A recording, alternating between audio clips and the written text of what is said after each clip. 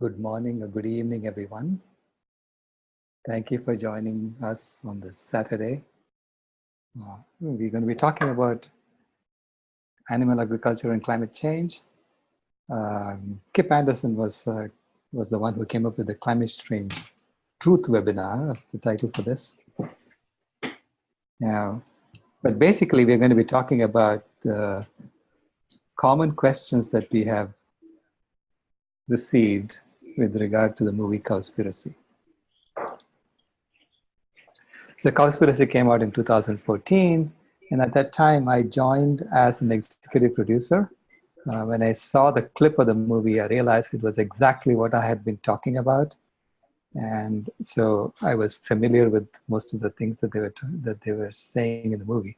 So I became an executive producer, and then I have been part of the team, helping them with the technical aspects of the movie, with respect to the scientific data that they were using. So let me give you a bit of my background. I'm a systems engineer, but I have been working on the environment since 2006. I got trained by Al Gore at the Climate Reality Project, and I worked with him for 7 years, and basically parted ways because he would not talk about animal agriculture. So I'll tell you why I did that.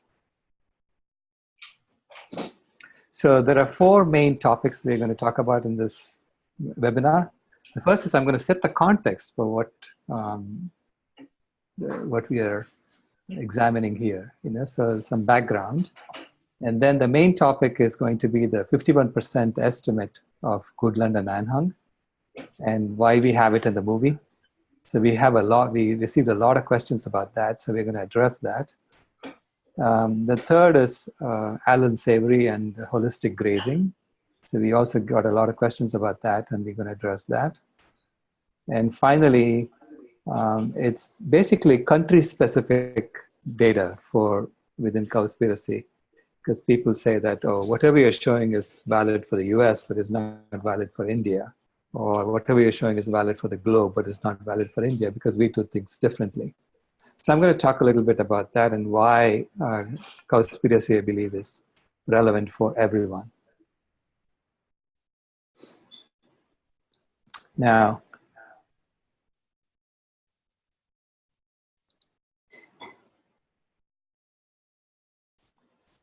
okay. So we have a couple of volunteers who are going to be monitoring the chat. So if you have any questions, please ask on the chat, and then we'll address some of the questions at the end of the webinar. Okay, so for the context, I want to give you an example. I want to give you an analogy of what is going on. So imagine that Michelangelo, when he finished sculpting David 500 years ago, imagine that he goes to the billionaires who funded him and says, I'm done with David. And suppose the billionaires say, no, that's not what we're paying you for. We want to hear hammer on chisel. So we want you to continue sculpting, until we say you're done. So keep going, keep going. And Michelangelo says, no, I'm done with David.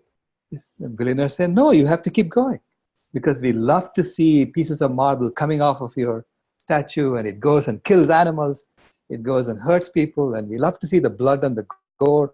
So this is the kind of thing, if the billionaires had said that to him, what would he have done?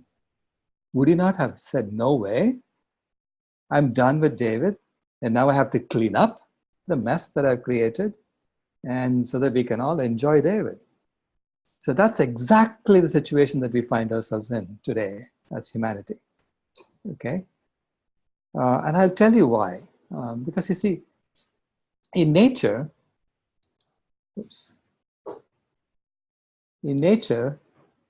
everything fits beautifully. So this is a sanctuary that I went to in the Western Ghats of India in 2009, and I saw how every animal just does its thing, and nature flourishes. So everyone in nature operates according to the vitality code. Receive all that you need, give all that you can, and become all that you are. And every animal gives more than it receives. Every being gives more than it receives. As a result, nature flourishes when we just leave nature alone. So it seems like, we are the only species that doesn't belong in nature. But that is actually not true. And that is the story I'm going to tell you now. That's not true. We do belong exactly as we are. You see, if you look at an elephant, for instance, the elephant looks destructive at one level because she's breaking branches of trees, eating the leaves, throwing the branches away, or she's trampling on the bushes and killing the bushes as she's walking around. And she's dropping these huge mounds of poop. And it looks like the elephant is being destructive in the forest. But wherever she broke the branches of trees, that's where the sunlight streams and nourishes the underbrush. Wherever she trampled and on the bushes, that's where new pathways are formed in the forest. And those are the pathways that the other animals use.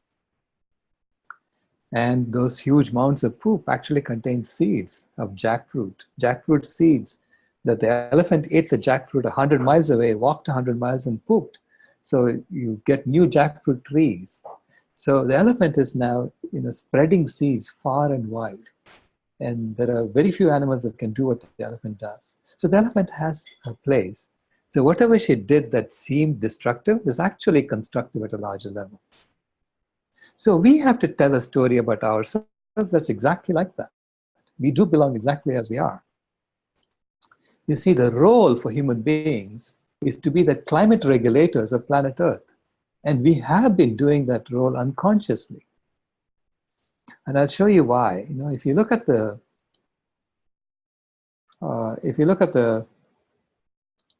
ice core record, so the ice core record shows you the carbon dioxide levels for the last, say, 600, 700,000 years. I think we have now data until about 1 million years. And it also shows you the temperature. And you can see that the carbon dioxide levels and the temperature have been going up and down almost in tandem. So it's the temperature that drives the CO2 in this case, because it's basically small wobbles in the orbit of the Earth around the sun that causes a slight change in the amount of sunlight that falls on Earth. And the change is about half a watt per square meter, and that's enough to cause us to go from an ice age to an interglacial period and back again to an ice age.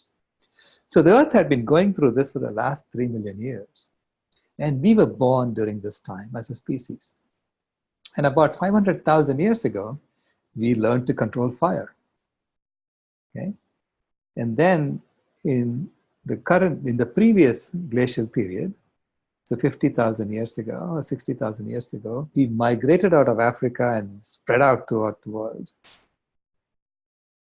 And in the current interglacial period, something magical happened.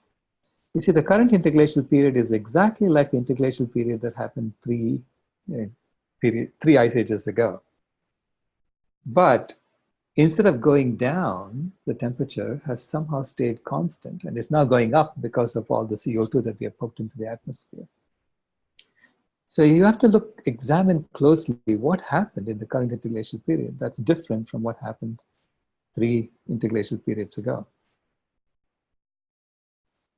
So if you look at the CO2 emissions, you'll see right now, the majority of it is caused by burning fossil fuels and cement. So about 75%, 80% is because of that. It's about 15 to 20% is because of land use change today. But CO2, as you know, stays up in the atmosphere for thousands of years, for tens of thousands of years. It doesn't come down unless we do something to mitigate the CO2, unless we bring back the forests. So if we are still deforesting, then the CO2 will stay up in the atmosphere for tens of thousands of years. So which means it is not the instantaneous CO2 emissions that matters, it is the cumulative CO2 emissions. And the cumulative CO2 emissions, we have to look at all the CO2 that we've emitted over the last tens of thousands of years and see where is it coming from. And if you look here, back in 1850, land use was the #1 reason why humans are putting CO2 into the atmosphere. We hadn't even discovered coal. So this coal was just a small blip on top of that. So if you start integrating from 1850 onwards, you will see actually land use is the number 2 component, just behind coal. But that's 1850. We have been actually deforesting and doing animal agriculture for thousands of years. So if you start integrating from thousands of years ago, land use becomes the number 1 reason why we have climate change. It dwarfs all 3 of them, all coal, oil, and gas. And in fact, is greater than coal, oil, gas, and cement put together. Okay? So, and it's shown in the, you can see that in the ice core record as well. So Professor William Radiman has written a book called Laws and Climate, I think. I have the name in the next slide. So anyway, he showed that if you look at the ice core record, about 5,000 years ago, you see a distinct trend. So the ice core record shows that the methane and the carbon dioxide were following what was happening 3 interglacial periods ago until about 6,000 years ago when the CO2 started taking off and the methane also started taking off around 5,000 or 4,000 years ago. So basically, this is deforestation that began with agriculture and the animal agriculture. So 4,000 years. You can see the distinct signature of animal agriculture in the methane record.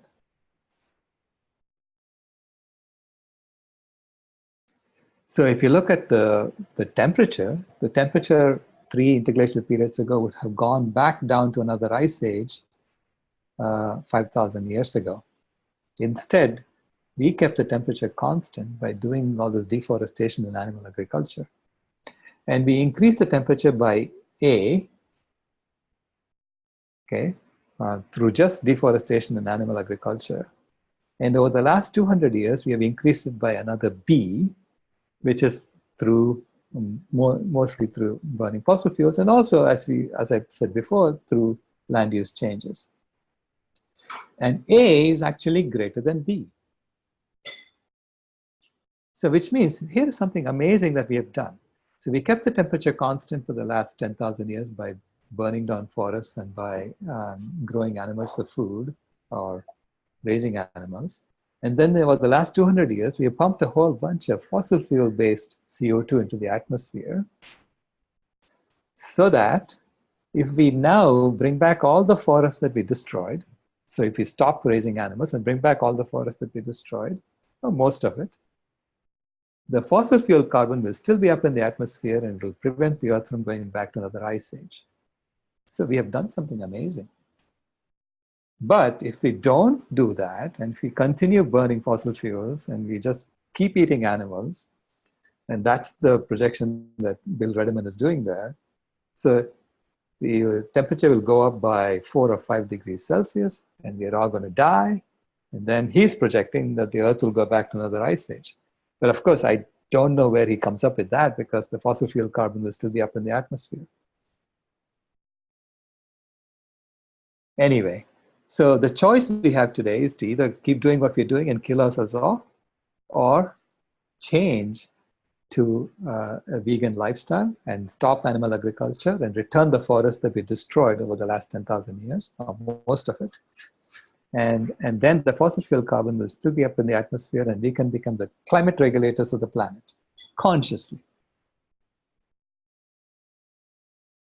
So that is the context. And in that context, I want to talk to you about the 51% estimate of Goodland and Anhang. I have been following this since 2006, actually, when FAO published the Livestock's Long Shadow. And in fact, during the training at the climate reality training that Al Gore was giving, I asked the question of Al Gore, what would happen if we return all the forests that we destroyed? Would we not be able to sequester all this extra carbon? And he immediately turned to Roy Neal, his chief of staff, and he said, how did this guy get in here? So clearly he didn't want to talk about it. And then once Goodland and Anhang's paper came out, I waited until the debate about it happened in the scientific literature. And then this protest was done in 2012 in front of Al Gore's training in San Francisco. And that's me and my granddaughter with me. And we were asking him to talk about the 51% that's missing. So even in 2012, I was using this number because I realized that it was the correct number to use. Okay? And I'll explain to you why I believed that at that time. And this is why in Cowspiracy, we kept this number, and we kept the Goodland Anhang estimate, and we discussed that. You see, we live in a system of normalized violence. So I had to first understand, why does Al Gore not want to talk about this? And I realized it's systemic. So at Climate Healers, we have done 3 different documentaries to show this. So we are executive producers of The Human Experiment, which talks about the chemical pollution of the planet and how much toxins we have been pouring out into the environment. So imagine, we are all worried about the 40 to 50 billion tons of CO2 we are pouring out into the atmosphere every year. We're actually pouring out 250 billion tons of toxic chemicals into the environment and into the atmosphere as well every year. And no one talks about this. And the chemical industry is completely deregulated, so they are pouring whatever they want, and we have to prove that a particular chemical caused a particular disease before they take any action. So these toxins are out there, and they get concentrated in animal foods. So animal foods are a way to concentrate the toxins in the environment and deliver it back to us. So our system then persuades us to eat more animal foods as we get wealthy, because as you get wealthy, you'll have money. So when you eat animal foods, you're going to get sick. And when you get sick, then the pharmaceutical companies come along and take all the money away from you, because they're going to give you pills in exchange for the money that you have. So this is a way to fish money back from people. And that's how the system works. And if you suddenly now tell people to all go vegan, the entire system collapses. Because the healthcare industry is a $3 trillion industry, and 80% of that is estimated to just disappear if everyone goes on a whole food plant-based diet. So this is why no one really wants to talk about this, because it is so fundamental to the current system of normalized violence that we live in. In fact, it's considered, meat and dairy industries are considered to be too big to fail. So you can see the amount of stockpiling of processed meat and processed cheese in relation to the Capitol building that's down there.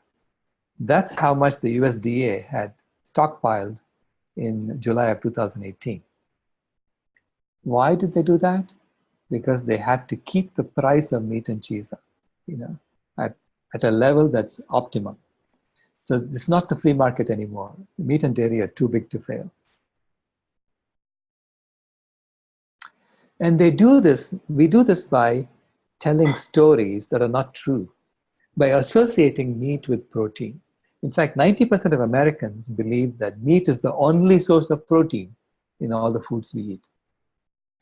Imagine that. 90% of Americans believe that. And so it blows their mind when you show them that spinach actually has more protein than beef for the same number of calories. So for 100 calories, beef has 9.2 grams of protein, and spinach has 12.3 grams. It just blows their mind. They cannot believe it, because they have been conditioned to associate meat and protein together. The same way with the milk and calcium. For 100 calories of milk, whole milk, you get 189 milligrams of calcium. But the same 100 calories of spinach, you get 429 milligrams of calcium. The spinach, for the same number of calories, has almost 3 times, actually 2.5 times the amount of calcium as milk. Why don't people know this? Because you've always been told that milk and calcium come together. It's not that they're saying spinach doesn't have calcium. They just never mention any other food substance with calcium. So we associate that in our mind with calcium, and we think it's an essential ingredient, essential food stuff that we have to eat.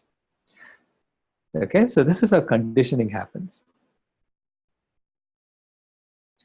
And in the same way, We have been talking about climate change and fossil fuels, climate change and fossil fuels. So we are sort of conditioned to think that climate change only happens because of fossil fuels. So then it blows our mind when someone comes along and says, actually, animal agriculture causes more greenhouse gas emissions than fossil fuels.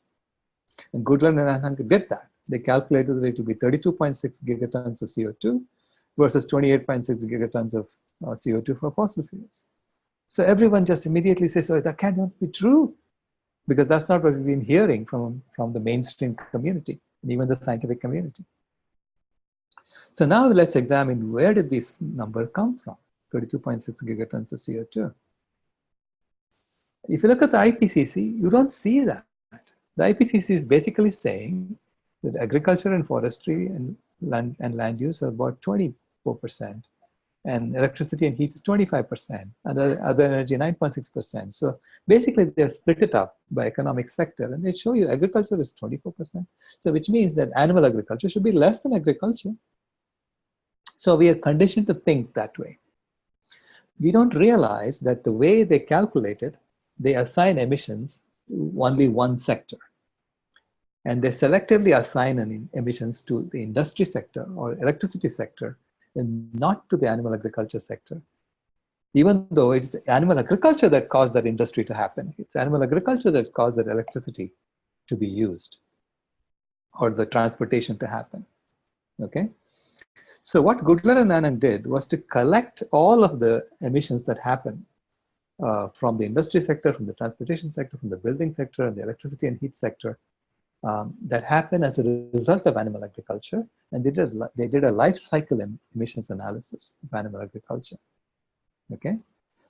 So that's where the discrepancy comes from. That's one source of the discrepancy. And in fact, the FAO was also supposed to have done that too. And we'll show you why they didn't come up with the right numbers. And even the IPCC kind of selectively brings out fossil fuels and net land use change, and the other extra things that we do to the carbon cycle, that's in red there. The gross photosynthesis increase that we do by pouring fertilizers on land or by irrigating the land. This is all extra photosynthesis that we do. That we cause to happen on land. They don't count that. So they kind of put that out aside, right? And the total respiration increase that happened because we are raising all these animals and the fires that we cause, they put that aside. And so they call that, hey, that's only short cycle carbon. So don't even look at that. You're only interested in the long cycle carbon, fossil fuels. And what they fail to tell us is that if we didn't have animals, all that extra photosynthesis would be sequestered on land because the animals won't be eating it and sending it back up. So you will create an imbalance in the right direction for us. So the net land flux will increase if we did that. So they don't mention that. And that's where the discrepancies come from. So the FAO did a calculation in 2006 in the Livestock's Long Shadow report, and they showed that 7.5 gigatons of CO2 was the life cycle emissions of animal agriculture. And so they said, if animal agriculture was not there, the emissions would be zero. Okay, so that's where the 18% figure comes from. And what Goodland and Anhang did was, first of all, show that there are a bunch of things missing in the FAO's calculations, a bunch of things that were incorrect. And so they corrected that, okay? And also they said the methane was being calculated on a 100-year basis, because the way methane works, methane is a greenhouse gas that goes up into the atmosphere, and then it becomes a really strong greenhouse gas. So it is about 130 times more powerful than CO2 when it is there in the atmosphere. But it decays. It becomes CO2 over a period of time. So if you put a spike of methane up into the atmosphere, in about 10 years, half of it will still be there. The other half would have become CO2. So 1 gigaton of methane would become half a gigaton of methane in about 10 years, but then it will be half a gigaton. It will be half a gigaton times 44 over 16. So it's about 2.5 gigatons I mean, I'm sorry, 2.5 times. So it's about 1.25 gigatons of CO2 after 10 years. Okay, but during the time it's methane in the atmosphere, it is 130 times more powerful than CO2 molecule in terms of trapping heat. So it is important, and especially since climate change is happening really, really fast, that we don't average this out over 100 years and pretend it is less harmful than it really is. So they used a 20-year time frame. And I think even 20 years is too long. I mean, we should be using an instantaneous. And if we did that, the methane contribution would be almost double again from what Goodland and calculated. So that's where the 21.1 gigatons of CO2 comes from, okay, from all the corrections that they did. Then they also did something else. They said, if there was no animal agriculture, the land would actually sequester carbon. So CO2 will get sequestered. And so the negative sequestration that happens, the sequestration that happens, they calculated that to be minus 11.5 gigatons of CO2. Of that, about 8.7 gigatons or 8.8 gigatons was breathing contribution of livestock, because that is the lower bound on how much carbon can be sequestered or CO2 can be sequestered if the animals were not eating all those plants and sending them up into the atmosphere. And then they calculated that you can also, instead of just growing grass for the animals, you could be growing biofuels. And so therefore you will increase it by another 2.5 gigatons. So that's where their number, negative number of 11.5 gigatons comes from.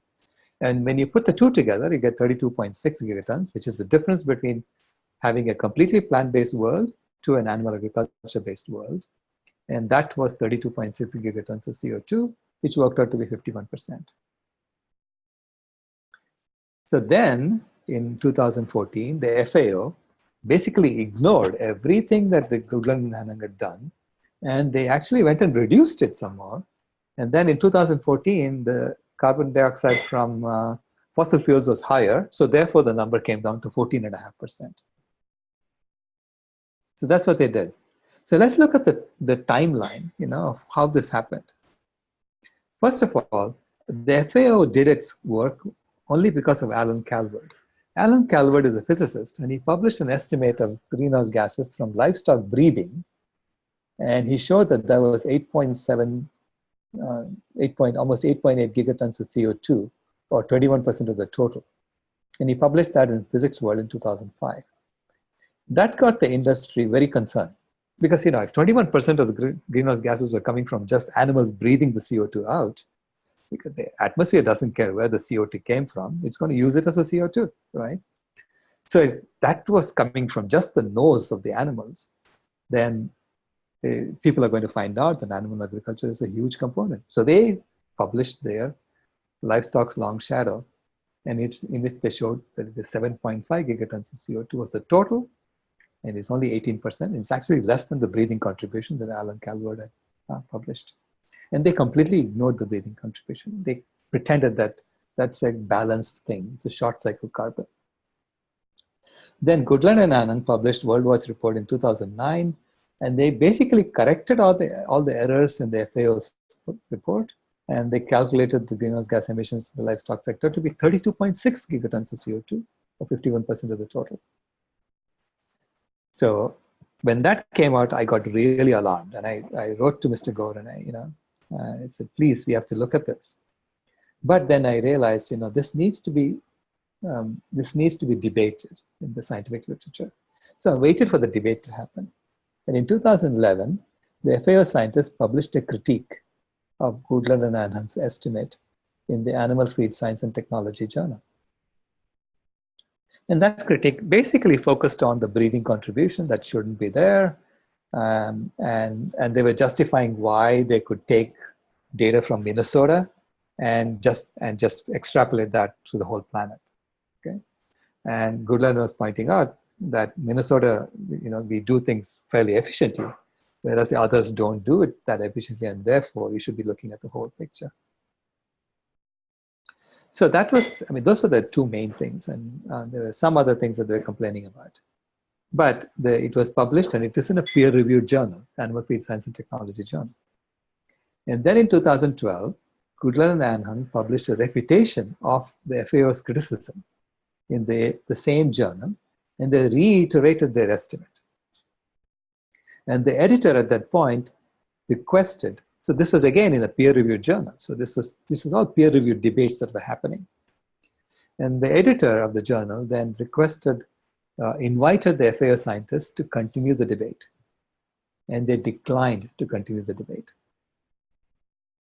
And this was when I went, I took it very seriously, and I went and protested in front of Al Gore's Climate Reality Project training, because I realized that this is the scientifically valid number. So what happened in 2014? FAO then partnered with the International Meat Secretariat and the International Dairy Federation. So they actually got into an agreement with them, and they revised the livestock's long shadow, and they calculated the greenhouse gas emissions from the livestock sector to be less than what they had published in 2006, without addressing any of the errors pointed out in Goodland and Anhang, as if the entire scientific debate did not happen. Now, this is foolishness for us to accept this as the real number. You know, I mean, we have to be scientifically illiterate to accept this. Now let's look at the negative emissions that Goodland and Anhang calculated. So I'm showing you data from the IPCC. So the IPCC has this block diagram showing how land is being used, and they break it down into different types of land: crop land, grazing land, extensive grazing land, forestry. And all the wild animals, most of them are in the unused forests only. Okay? So they are getting less than 10% of the land area of the planet. And this unused and natural and regenerating land is basically desert. Okay? Let's not even pretend that that's any forest. Now, if you look at the biomass flows from this land, you will notice that the biggest chunk goes to the animal production system. So we are taking actually 10 gigatons of food from the planet, from the grazing land and from the crop land. Over 10 gigatons of food. And we spill a bunch of it. So 0.67 gigatons goes as waste right away. And how much do we really eat? We eat 1.454 gigatons, and that's shown on the right-hand side. So we're actually taking 6 times as much food as we need. And some of that food we send to other industries and for bioenergy. So, I mean, this is fairly complicated. So I'm going to just simplify it and show you. And you can just verify my numbers based and compare it to what the IPCC is showing. But I'll give you a simplified block diagram of what's going on here. So essentially, food, we are taking about 9.05 gigatons of plant food. There is another gigaton that goes into energy and other industries, okay? So we're taking 9.05 gigatons of plant food from 45% of the ice-free land area of the planet. Of that, we take 0.26 gigatons directly. So that's our whole food plant-based input. That's what we eat.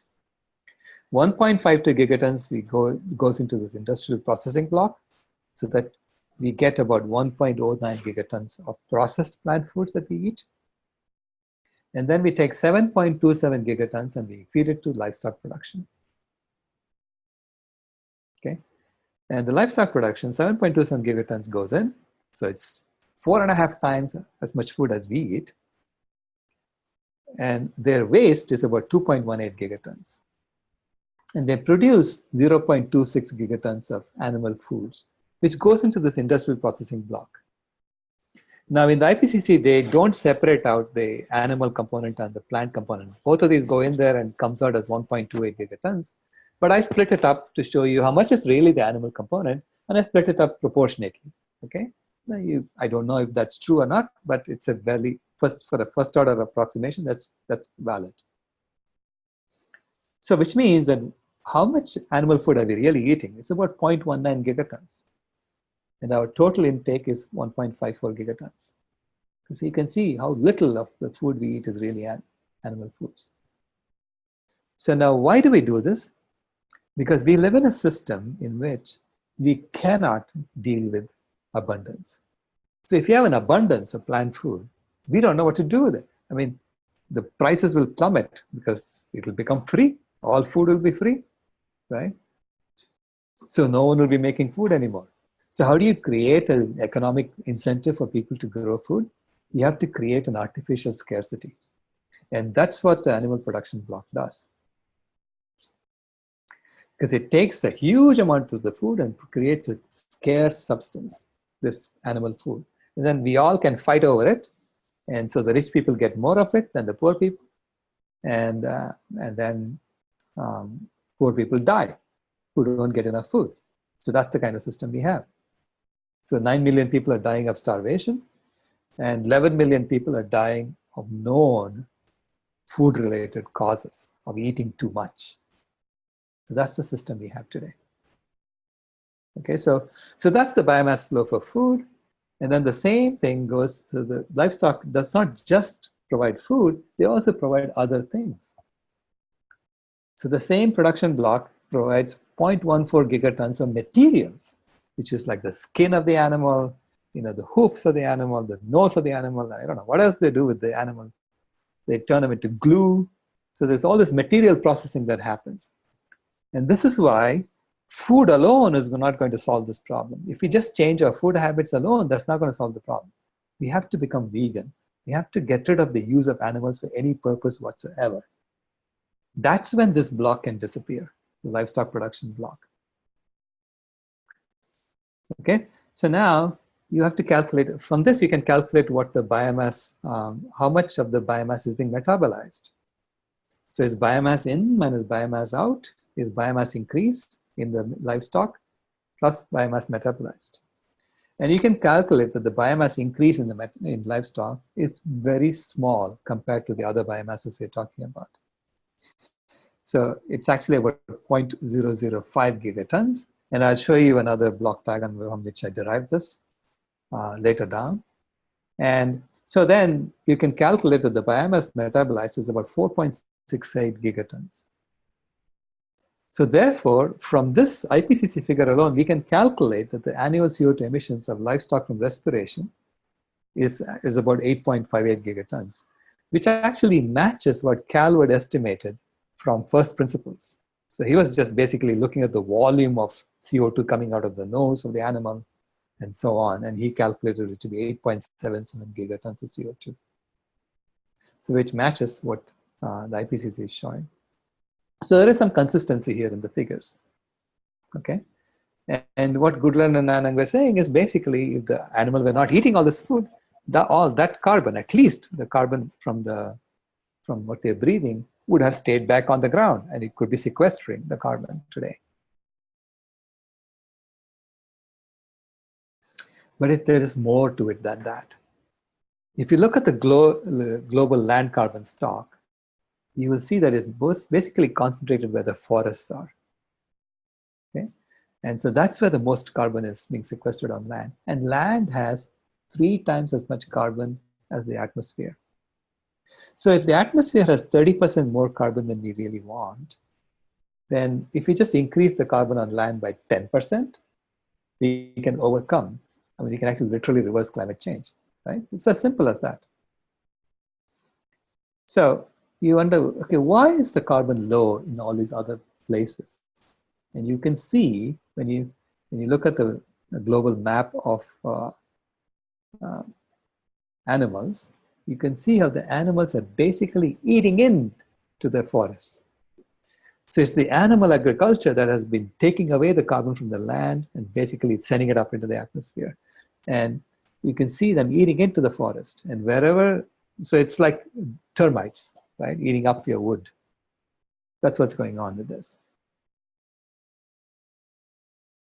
So then we said, okay, if we take out that animal agriculture block completely, what would happen? So if we take out the animal agriculture block, and you notice when all these numbers that the IPCC uses are dry weight numbers, so which means they're 1-to-1. You can actually match them 1-to-1. So the dry weight of plant food versus the dry weight of animal food. Okay. So if you replace all the animal food with equivalent plant food, you actually are taking less than half from the cropland than what you were taking before. So it's 3.12 gigatons as opposed to 6.8 gigatons. And you're not taking anything from the grazing land. So then we looked at the grazing land around the planet and we said, if you could return the original forests that were there in 1800, how much carbon can get sequestered? So in our model, which was done at the University of Illinois, we just replaced grassland with forests and added up the numbers with the forest that used to be there in 1800 and added up the numbers. And that worked out to 265 gigatons of carbon on just 41% of that land, because the other 59% of the land was deforested before 1800. So we don't have a record of what was the kind of forest that was there. But we can guess, right? You can take the neighboring forest and add it over there. But anyway, we just did it on 41% of the land, and that alone was enough to sequester more carbon than we have added to the atmosphere since 1750. Okay? So if we did a back-of-the-envelope calculation based on this, you will realize, so the back-of-the-envelope calculation goes like this. If that is the carbon that's stored at maturity, then 80% of that carbon will be sequestered by the recovering forest in the first 20 years of its growth. So that's how growth happens. It happens really fast in the beginning and then it tails off. So if we take 80% of that and say that happens in 20 years, you can calculate how much carbon would get sequestered if the animal agriculture industry was not there. And that turns out to be almost 3 times what Goodland and Anhang calculated. Okay, so Goodland and Anhang's estimate is actually a very conservative estimate. So instead of 11.5 gigatons, you get something like 33 gigatons. So that's the negative emissions that would happen if animal agriculture magically disappeared from this planet. Okay. Now we are doing a more detailed calculation at the University of Illinois. So we have the professor and the students are working on it. So where we are actually going to look at the nitrogen cycle, the phosphorus cycle, and everything on that land, and simulate what would really happen if we all went vegan. And then we'll have more accurate numbers for you, hopefully by the end of this year. But please stay tuned. Goodland and Anhang will be shown to be very conservative. Now, also, here is another reason I'm showing you as to why we all need to go vegan first before we do anything, before we tackle the fossil fuel issue. If you look at the radiative forcing, this is the amount of extra heat that we're putting on the planet because of our activities, as calculated by the IPCC. And they're showing about 1.6 watts per square meter is by our extra CO2 that we have put into the atmosphere. Now, CO2 stays for thousands of years unless we reforest and we bring it back down through sequestration. Okay? But that 1.6 watts is actually matched by all the other greenhouse gases. So if you look at the methane, the nitrous oxide, the halocarbons, tropospheric ozone, all of these red things, you put them all together, they also turn out to be about 1.6 watts. So they are just as powerful as CO2. How come nobody talks about that? Furthermore, the aerosols, which actually cool the planet, and we are pouring a whole bunch of aerosols into the atmosphere as well. The aerosols also work out to be 1.6 watts, but in the negative direction. Okay? So they cancel out one of these 1.6 watts. So that the total is 1.6 watts again. So they cancel out one of these watts. Which one do they really cancel out? They actually cancel out the CO2. Because most of these aerosols are produced when we burn coal, when we burn fossil fuels. And the aerosols are only up in the atmosphere for a week, a couple of weeks, and then they come down.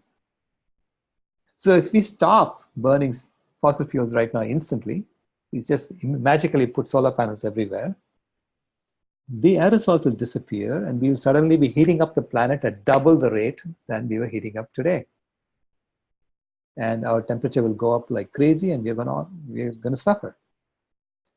Instead, if we instantly make everyone go vegan, the methane will disappear very quickly into about 10 to 12 years. And the CO2 will start getting sequestered, so which means it'll come down. So we'll literally be making an impact. Whereas fossil fuels, if we stop, It's not going to do anything to the CO2 that we've already put up into the atmosphere. It's only not going to add any more. That's about it. The CO2 will still be up there. So we are going to get cooked. So why are scientists and why are our politicians just focusing on fossil fuels? Because that story disempowers us. So we don't take action. Whereas in reality, the number one thing you need to do is to go vegan. So which brings me to the next topic, Allan, Savory, and holistic grazing. Do we really have to go vegan? Why don't we use the magic that Allan Savory is talking about? Basically just graze cattle in a more efficient way, graze animals in a more efficient way, and it actually sequesters carbon, right? That's what he was claiming. So we looked at that. First of all, if you were to just remove all the cropland-based input, crop residues, and you only have grazing, you have to supply an extra 3.14 gigatons of food to the animals that is currently coming from cropland. So currently we're taking 3.87 gigatons of food from the grazing land. And so in Allan Savory is saying that we need to add another 3.14 gigatons to this, okay? So which means we'll be extracting 7.01 gigatons of food from the grazing land, okay? And on the same amount of land, or do we need more land for that? So that's the question. So you almost double the amount of food you need to take. And this is grass, if everything is grass-fed, and now the animals also have to live longer. So which also increases the amount of food you need to take. Okay, the animals live another 30% longer in their lifespan because they don't get to the slaughter weight, okay, until they're 23 months old as opposed to 15 months old. So you'll have to increase that as well. So for just to raise this current crop of animals for our meat consumption, we would need to provide almost 10 billion tons of food from the grazing land as opposed to 3.87 billion tons of food that we're taking today. Number one, that's the first point. The second point he makes is that he's mimicking nature by doing that. Basic idea is that in nature, there are herds of animals, and they're herds because there are predators around them. They're forcing them to stay together because the predators will eat them otherwise. So he's saying human beings are like the predators now, and we are going to mimic what nature does. So we're going to put animals in herds and make them graze in one place and then move them from place to place until they come back to the original place. And this way, he claims that you can actually increase the amount of carbon that's stored on land and make it much more sustainable. Now, if you want to do that, 10,000 years ago, the total weight of all the wild animals put together, all the wild megafauna put together, was 200 million tons. That's down here on the left. And we were a tiny little blip on top of that. By 1970, the weight of wild animals had decreased by 60%, and the weight of humans alone was now equal to the weight of all the wild animals from 10,000 years ago. And our farmed animals were roughly double our weight, but they were actually eating almost 3 times as much food as we eat.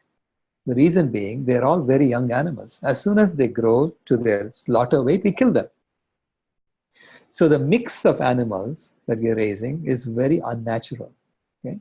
It's only got mostly young animals who are eating much more than their weight alone would indicate if we had a true mix of animals of all weights, of all ages. So that was the situation in 1970. By 2010, wild animals were down by another 52%, which means they're really 81% down from 10,000 years ago. Okay? This is 2010. Human beings, we doubled our population. Okay? So we are double our weight, the weight of all the wild animals from 10,000 years ago. And as I just pointed out, our animals are eating 4.5 times as much food as we eat. So which means their weight is equivalent to the weight that's shown here. So it's about 9 times the weight of all the wild animals from 10,000 years ago. Now, if you are trying to mimic nature, should you not begin with the same amount of biomass that nature had? Which means you need to cut it down by a factor of 9 to begin with, at least. And that's assuming that all of this weight is just grazing animals. So we are looking at, if you're truly mimicking nature, you have to mimic with the weight first. So you're looking at a drastic reduction in the amount of animals that we have to raise if you use the Savory method. Okay? And if you have to do a drastic reduction, it's basically elitism. It's like saying the reason we are having all these problems is because the riffraff are eating all the animal foods. They shouldn't be eating it. It's reserved only for the nobles, right? That's what they're really saying. Furthermore, there has been tremendous scientific debunking of the Savory's work. I mean, whatever Savory said in the scientific literature. I'm just giving you a few example papers. It actually began in 1996. In 1996, there was a paper by Earl and Jones. They said that cell grazing is not the answer. If you go look at their paper, cell grazing is basically what Allan Savory calls holistic grazing. Then in 2013, there was a paper by Brisk et al. Down here. Basically, the title of it is "The Savory Method Cannot Green Deserts or Reverse Climate Change." Okay? And they explained why they came to that conclusion.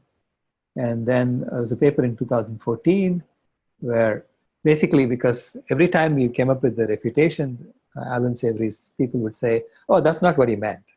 It's really holistic management, which cannot be really described scientifically."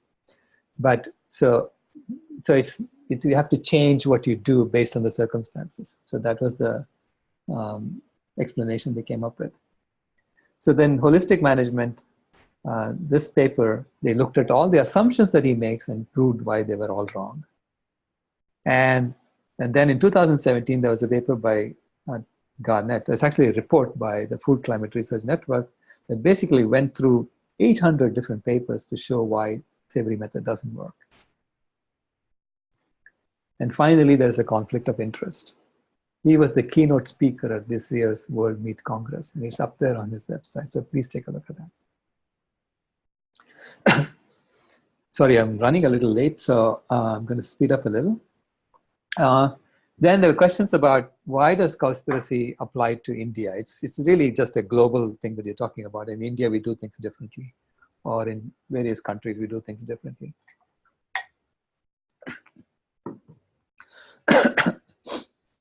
So we looked at global data, and what happens in certain regions is either worse or a little bit better. And it turns out that in less developed countries, it actually is worse. Less developed nations is actually worse. So India actually now is one of the largest exporters of beef, because they've been forced to increase their slaughter rate for their cows and buffaloes. So if you look at, and despite the increase in slaughter rate of buffaloes and cows, the population of cows and buffaloes has been increasing. That's because the demand for dairy products and meat has been increasing in India. Meat, not so much, not as much as dairy products. Dairy products is its primary driver of this increase. And the reason this is happening, even though India may not be eating so much meat, India is producing a lot of meat. Why? Because India is one of the biggest suppliers of meat for all of these other nations down here in the desert who really don't have a way to raise animals anymore, because they have wiped out their forests, they wiped out their soil, and they just have oil. And using oil, they buy their meat. So India is one of the biggest suppliers of meat. So it is not the consumption that matters, it's the production that matters, because the production determines how good your forests are and how much water you have there. So India is producing meat like crazy and supplying it to other countries so that they can actually get some foreign exchange, because they have to pay for the oil. So there is a meat for oil barter also that's going on between India and various countries. But the good news is all these things can be reversed very quickly. See, if you return land back to wild animals, now this is 2002 and here is 2006. The forests regenerate very quickly. And you can start sequestering carbon very quickly and reverse climate change very quickly. So if you look at how the IPCC talks about climate change and how there's various scenarios that they have been looking at, as I showed you in terms of the radiative forcing, we are currently causing 1.6 watts per square meter of additional heat on land. And the 4 IPCC scenarios that are shown here that they have considered are RCP 8.5, 6.0, 4.5, and 2.5. And so even in the best scenario, RCP 2.5, they're talking about increasing the heating of the planet from 1.6 watts to 2.5 watts, as if we don't have enough problems already with 1.6 watts. Okay? So there is no consideration about bringing back the CO2 levels down. Even 350.org doesn't talk about this, right? So therefore, I added another one called RCP 1.0, which is where I think humanity should be going. And I'll explain to you why that's the case. And there, by the year 2100, we are back down to 350 parts per million. And therefore, we are back to being sustainable. Okay. Now, to give you an analogy of what this is, I'm using the healthcare as scenarios. So RCP 8.5 is basically business as usual. Just continue doing what you're doing. RCP 6.0 is like saying, oh my God, I do have a heart problem, and therefore I need to get a bypass surgery. Now, you're talking about a bypass surgery for the whole planet. So this is really the solar panel, or the clean energy scenario. And that's going to cost $100 trillion. So everyone is talking about this because they're going to make $100 trillion out of it. The third one, RCP 4.5, is like doing bypass surgery and chemotherapy for the planet. Because the planet doesn't just have heart disease, but she also has cancer. And finally, RCP 2.5 is saying bypass surgery plus chemotherapy plus kidney transplant. So all of these scenarios assume that we don't change our lifestyle at all. We're continuing to do what we are doing, but we are doing things to fix, so-called fix the planet based on the problems we've created. And RCP 1.0 is like going on a whole food plant-based lifestyle change for the planet. All of us do that, and then we see what will happen. And the report that came out of the IPCC just a few months ago basically said that there is a do not cross line beyond which these scenarios are all garbage. It doesn't, nature will take over and nature will just kill us off. Nature will take us along the 8.5 path, no matter what we do. So there is a do not cross line, and it's going to happen very quickly. So which means, in my opinion, the only option open to us is this lifestyle change. And what do I mean by that? It's a complete transformation of us as a species to become conscious as a caretaker species. So instead of going extinct, we transform ourselves. Because you see, change is inevitable. Change is going to happen whether we like it or not. But transformation is intentional. And that's what Tracy Martin said. So you go from a system of normalized violence to a system of normal nonviolence. Because nonviolence is normal for us. Violence has to be normalized. So we go from a predator role to a caretaker species. So I think we deserve to call ourselves differently, because currently we call ourselves Homo sapiens, which is quite arrogant to call ourselves wise. And so we need to change our name to Homo Ahimsa, which is a blend of an east of a north-south word. So it's a blend of Latin and Sanskrit, and which basically says that we are a non-violent species. And so there are 7 major shifts I talk about in this.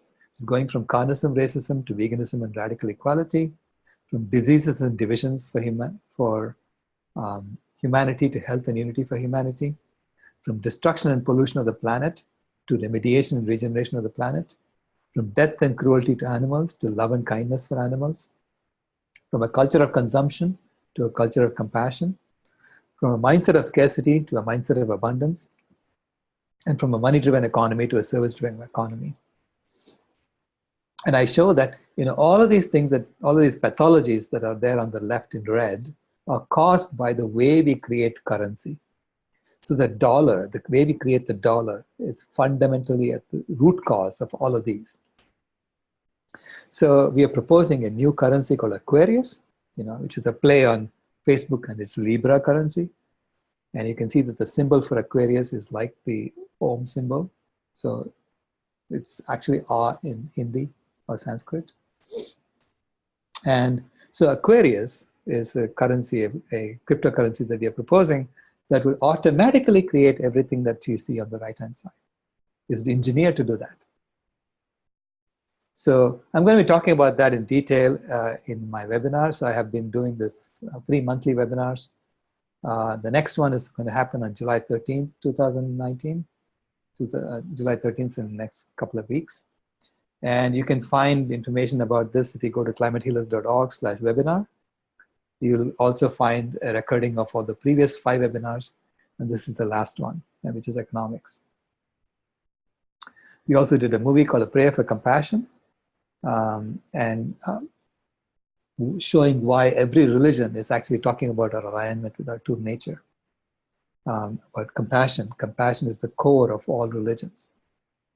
We have a conference coming up, October 25th to 27th in Mesa, Arizona. And it's basically looking at the technical infrastructure that we need to build for a system of normal nonviolence. And all the facts are available on climatehealers.org/facts. You can watch the webinars, and you can also contact me at that email. And both my books are available online as well. So you can look under the books tab in climatehealers.org, and you can read them online, or you can buy them on Amazon. It's up to you. So thank you very much. And now I'm sorry I ran a little late. I'm going to get Victoria. I'm going to unmute them so that they can ask questions. So we'll have about 15 minutes of questions if you don't mind.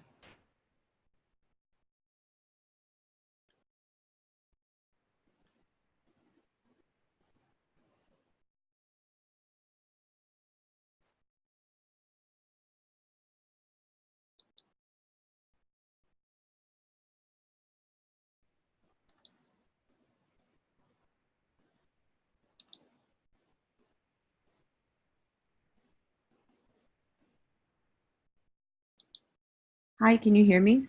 Yeah, I can hear you now. Hi, everybody. How you doing? Thank you so much, Sailesh. Sorry if I mispronounced that. That was a very informative presentation. My partner, Fiorella, was supposed to be here, but she couldn't make it this morning. So I'm just going to start from the beginning. I know some of you asked a few questions. I tried writing them down to be as brief as possible, but I'm going to start with number 1. Where are the government stockpile facilities in the US? And does a documentary focusing on showing the people where these stockpile facilities are and educating about subsidies exist? And part 2 of that is, are there stockpile facilities in other countries? And I just want to say, for those of us in this chat that might not know what a stockpile facility is, can you explain that? Yeah, a stockpile facility is usually an underground refrigerated facility, and I know that there is a large one in St. Louis, Missouri, but I do not know. I think they are in a number of places. So basically, they buy processed meat. The government buys processed meat and processed cheese and stores it in these stockpile facilities. And the usual cycle that happens is that they buy it, they store it, and then they dump it in a big hole in the ground after about a year. And in other countries, I don't know much about that, but I'm sure there are subsidies for the animal agriculture industry in every country, because it is the foundation of this current system of normalized violence. So every country has subsidies in one way or the other. Okay. Number 2, without going into the details of how and why the land has become eroded and wasted, what can be proposed today to, 1, incite farmers to stop using animals as their source of income, and 2, recreate the ecosystems suitable for growing crops? Right. So number 1 thing we need to do is to give farmers incentives to switch from animal agriculture to plant agriculture. And so if you were to go to in the current system, it will be going and demanding our legislators to stop subsidizing animal agriculture, but they're not going to listen to us, unfortunately. So because it is the foundation of this current system. And this is why if you look at what Facebook is proposing, the Libra currency, it's a way to unite all the rich people of the world together so that they can survive. And so it's like pushing, all the poor people of the world out. So that's the idea. I mean, basically, it's a human depopulation agenda that's happening right now because they all know that we are not going to survive like this, but they are unwilling to give up their pole position, so to speak, in the system. So we have to take it back. We have to really build a new system of normal non-violence. And this is really what the vegan movement is about. The vegan movement is growing exponentially. And as more and more vegans grow, it will become more and more untenable to build these huge facilities for storing this and then dumping it in the ground. It will become more and more untenable from an economic point of view. So it's about growing our movement and making it harder and harder for them to continue with the current way of living. Okay. Thank you. Next, number 3. What study or studies did the IPCC, where did they get their 24% of GHGs from animal agriculture? No, that's 24% is from all agriculture and land use. It's not just animal agriculture. And so the way IPCC does accounting is that they assign a CO2 molecule to one sector or the other. And so they preferably assign it to the fossil fuel sector, or the energy sector, or the industry sector, even though it's the animal agriculture that caused that industry to happen, or the animal agriculture that caused that transportation to happen. So it's a different way of accounting, you see, because you have to put a number, put values in one or the other, in the way the IPCC is doing it. And what the Goodland and Anhang did was to look at the life cycle analysis. We're saying, okay, that particular truck went because it was transporting animal food. So therefore, that belongs to animal agriculture sector. So that's how they counted it. So they took it all in, So this is why animal agriculture can have more than transportation, can have more than fossil fuels, because it is counting land use and fossil fuels all put together. Thank you. Okay, next. How do we answer the objections from those who say animals are needed for soil quality and claim a vegan world would not be possible without animal waste used for fertilizer? Yes, animals naturally are part of the system, but in nature, as I showed you, they are like 1/9 the weight of animals that are there today. And most of the animals that we have today are domesticated animals. They're really not, they're sort of been taken from their wild, and they have been selectively bred to be very different from what they started out to be. Okay, so veganic agriculture doesn't mean that there are no animals in agriculture. It just means that you're living in harmony with wild animals. So wild animals are part of the system, and they are doing the pooping. So, and at the same time, since we don't want a lot of decay happening of biomass, we have to do our own composting to make sure that we collect all the photosynthesis that has happened on Earth and sequester it, because that photosynthesis is very precious right now, right? Because we are trying to reverse climate change. So this is why the sequestration through composting has to happen, and through wild animals has to happen. And so this, when we do veganic agriculture, we are basically encouraging the growth of wild animals, as opposed to putting domesticated animals on that land. Thank you. How do we survive the economic transition? So much of our economy is driven by the meat and dairy industry. How do we protect those of lesser means who are dependent on the dollars generated from the meat and dairy dollars and all the outlying factors?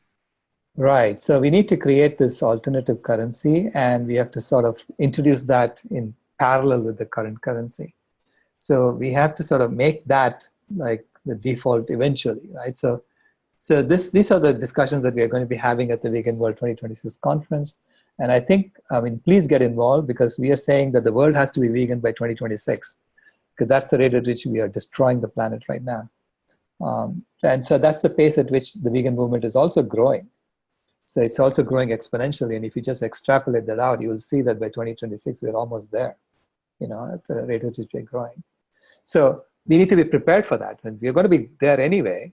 So which means we have to figure out how do we do the transition, and how do we conduct ourselves in the vegan world.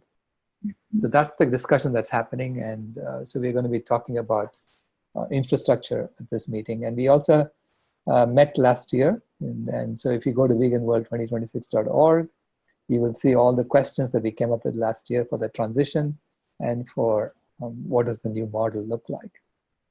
And we need to form study groups to address all of those questions. And we are forming them, but more people get involved, the better off we are. Thank you. How would ceasing animal exploitation create economic development in the most vulnerable regions and communities in India?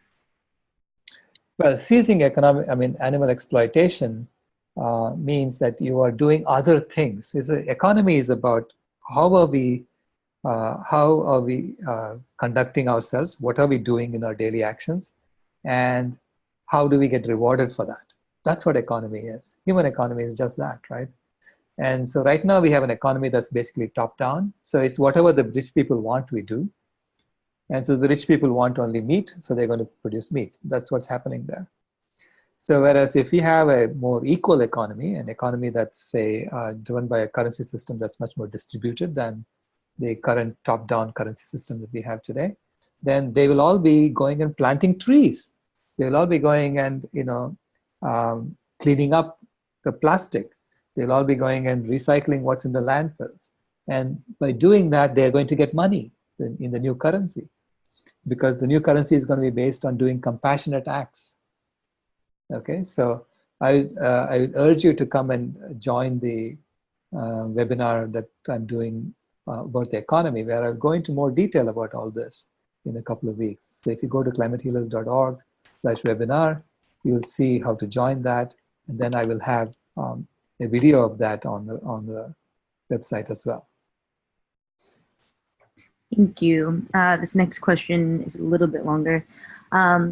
We have to become vegan, but how do you convince a whole world of people to go vegan just based on these facts that might be hard for the average person to understand?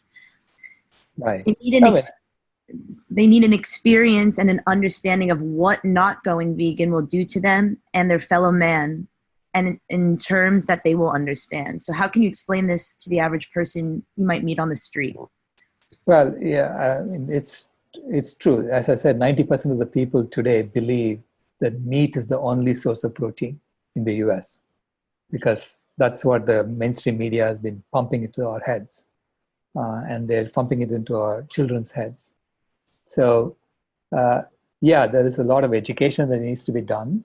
And it also needs to come, the education needs to come from a place of compassion, knowing that they are suffering. They're also suffering, because no one really wants to hurt animals. Mm-hmm. If you ask people, how many of you would deliberately hurt an animal unnecessarily? No one would say, yes, I want to do that. So which means compassion is at the core of our being. And going vegan is about coming home to who we are. Coming home to who we are because we are done with our job. We are done with that phase where we were the predator species on the planet. Now we have to become the caretaker species. Okay, so it's a huge spiritual shift that's happening as well.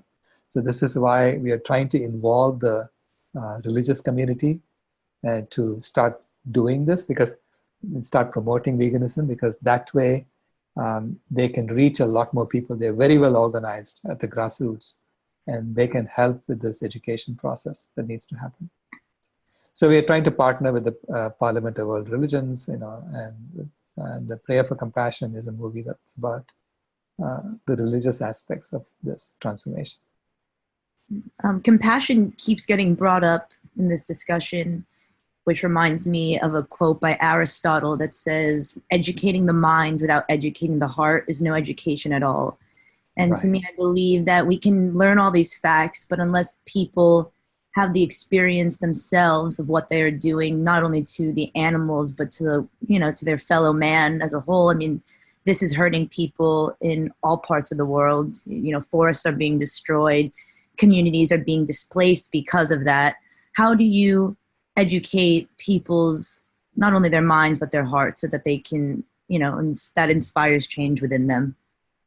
It's, first of all, it's asking them that question, right? So would you ever deliberately hurt an innocent animal unnecessarily? And most of them will say no. And immediately you can make them realize that there is a disconnect between their heart and their mind. So you have to be aware of the disconnect before you can close it. You can close it, right? And I also believe that there are phases that we go through, which is like opening up the chakras. So first there is the fear of the change. So you have to overcome the fear of the change. That's the base chakra. And then comes the guilt, the shame, and the grief about what we have done. So we have to help people overcome that guilt, and explain to them the climate regulator hypothesis and how we went through this phase because nature really was in charge all along. We went through this phase, and so yeah, it's okay. Let's feel guilty, but get over it. Let's get over it because there are things to be done.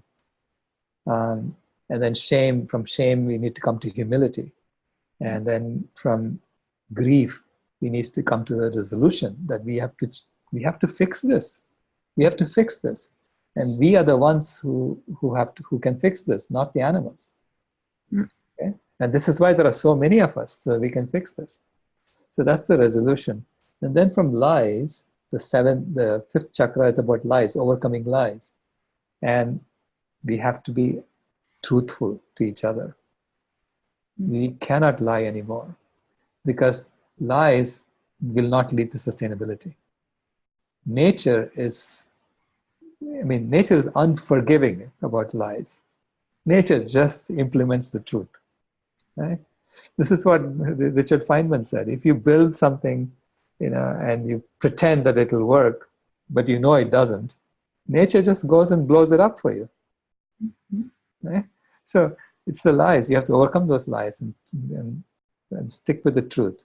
And then from the delusions, overcome those delusions. That's the sixth chakra. Delusions are the lies that other people have been telling us. Okay, so we need to have mental clarity that we see through those delusions, and we need to stop this whole process of a few people trying to tell us marketing to us lies, so that we have to buy their stuff, whatever the stuff they're trying to sell us, right? So this whole system is about persuading us to consume things that we really don't need. So we need to switch from that to a system where we are actually doing things that we need to do. And finally, it's the attachment to that, whatever that product was, whether it is dairy product or ice cream or whatever it is, the cheese or whatever it is that you're stuck with, that you cannot get rid of. It's about getting rid of that attachment, seeing through it, seeing the toxins in it, that that it is bad for you. That leads to another good point about education. From a very early age, we are taught, at least in America, from my experience, we're taught that cows are not our friends, they are food. How does education play into this, and how can educational institutions implement something like mindfulness into their curriculum so that people from an early age, children from an early age, are learning about the effects of animal agriculture? Yeah, we need to be developing that empathy. Right. So we need to be honest with our children. I found it hard to show Cowspiracy to my granddaughter, but just a month ago, she's insisted on watching it. And so I let her watch it. And when it got to the point where the duck was being killed, I stopped it and I asked her, do you really want to watch it? He's going to do some really bad things to the duck. She said, yeah, I want to watch it. So I let it go, and I saw the tears rolling down her eyes when she saw what was happening to the duck. And then she went into a corner and she started sobbing. If our children sob when they see the truth of what we are doing something wrong. Okay? It's as simple as that. Mm-hmm. when I was consoling her, I told her, I was even more determined than ever that there will be a vegan world by 2026. Nothing is going to stop me. I mean, I'm going to put my life on the line for this. Okay? Because I don't want to see the tears in her eyes. I don't want to see the tears in other children's eyes. Thank So, you. yeah, it's about the truth. Absolutely, thank you. What method of farming would you suggest to replace the traditional methods here in India? Any path-breaking projects applicable in India, particularly to meet the urgent and huge demand for food? Yeah, I would strongly recommend following what Sadhana Forest is doing in Auroville. Sadhana Forest is basically a food forest where they come up with a whole combination of fruit trees and nut trees and herbs and vegetables, and so that everything that you're growing, pretty much everything that you're growing, is edible, and a combination of that is ecologically so cyclic. So it's basically one feeds the other, so to speak, right? So it's the people are coming up with ways to combine forestry and agriculture, so agroforestry. And that's what I would strongly recommend. And there are examples in India that you can go and look at. And the gentlemen who run, the people who run Sadhana Forest are very open with their knowledge. So you just approach them on their website and they're happy to help you.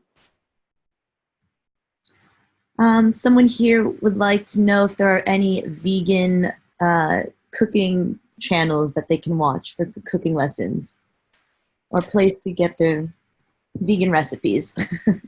Well, there are so many on YouTube. I don't know what to recommend anymore. Just please look it up. And Vegan Richa is absolutely awesome. Vegan Richa she has some great Indian recipes and great combined recipes. And she makes very simple recipes available to you. So there are so many websites and there is so much information on the website, on the internet today. What the Health as well has a great. Right.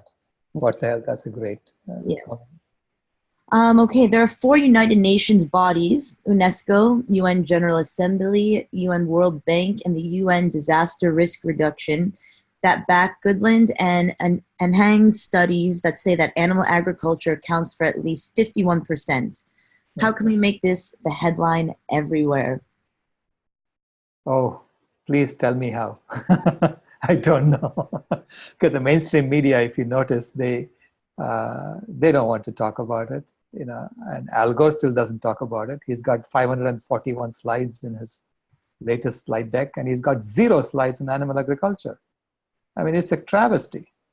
Okay, it's a travesty, and he's got so much reach. He could do so much good if he just was open about it. If he was honest about things. And that's the problem with politicians and the way they package the truth. They're not telling lies, they're just selectively showing you the truth, so that you draw the wrong conclusions. Thank you. Going back to the chakra question, did you get to the 7th chakra? Can you say what this is? And I think you might have said that the 7th is releasing attachment. That's correct. Maybe briefly, can you talk about how one, and now we're getting to a spiritual side of things, but how can, on a daily basis, we work on activating these chakras so that we reach the 7th, which is ultimately enlightenment? Well, it's overcoming attachment. So it's enlightenment is if you overcome all your attachments. Okay? But the attachment to the particular food product that you are eating, that doesn't make you enlightened. But when you overcome that, it's a good step in the right direction. Because basically, the number one thing you can do is serve others. So this is karma yoga. It's the best way to overcome your chakras, open up your chakras. The best way is to serve others, serve animals, serve poor people, serve other human beings. Look for things that you can volunteer and help with. So that helps a lot, okay? And meditation helps a lot as well, because it sort of shows you, what is going on in your mind when you sit there and watch, okay? And it helps you with concentration, so which is really what you need. To me, education is about teaching people how to concentrate. Mm-hmm. So you think meditation should be implemented into education? Absolutely. Meditation and yoga, and and the stories have to be changed. The stories have to be about overcoming our attachments and our desires, as opposed to teaching them how to eat things, how to consume more stuff, which is what we are doing today. So what we are doing today is the opposite of what education should be. Do you, sir, do you practice Vipanasa meditation? Vipassana. Vipassana, excuse me. Yeah, I practice a version of Vipassana. I did take the 10-day Vipassana course. And one of the first things I pointed out to the teachers there was that they didn't have a vegan facility. And I said, how can you do this with eating animal foods? Because they had dairy in their center. So anyway, yeah, I do practice a version of Vipassana. Vipassana, all meditation is about getting us in touch with our watching child, so that we can watch our own wishing child. And then, identify yourself with your watching child. So I have a story about that in my book, Carbon Dharma. And you can look up the wishing tree story and you will see what I'm talking about. Looking forward to reading that. Sorry, can this be like the last question? I think we have gone like almost an hour and a half now. Yes, I think we only have one more question in here. Okay, good. Good. Is sustainable palm oil a myth? Yeah, well, oil itself, why do we need oil? It's for industrial processing of food, right? We need to get away from most industrial processing of food. Food is a very sacred thing. We need to start looking at making everything sacred around us. How do we make everything, value everything correctly, right? Who was it? I think Wendell Berry said, there are no unsacred places. There are sacred places and desecrated places. And the corollary to that is there are no unsacred beings. There are sacred beings and desecrated beings. So when we look at all life like that, you automatically start doing the right thing. And this is just something for me personally. Would you mind concluding this with just saying your name one more time, what you do, and leave us all with a message of hope, maybe a favorite quote of yours, or just some inspiration for everyone watching? Sure. My name is Dr. Sailesh Rao, and I'm a systems engineer who is now currently working on the environment for the last 12 years. And my favorite quote is actually Tracy Martin's quote. He says, change is inevitable, but transformation is intentional. And actually, I have another one which says, when we heal the earth, we heal ourselves. Mm-hmm. The corollary to that is when we heal ourselves, we heal the earth. So thank you very much. Thank you so much. Thank you very much. Yes. Thank you. What happens next? Oh, I'm going to stop the meeting. All right. I will reach out to you and personally thank you one more time via email.